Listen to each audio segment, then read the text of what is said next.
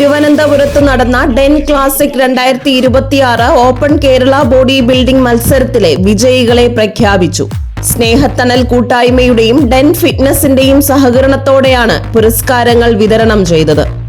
Den classic 2026 open Kerala body building മത്സരത്തിൽ Vikas overall ചാമ്പ്യനായി തെരഞ്ഞെടുക്കപ്പെട്ടു.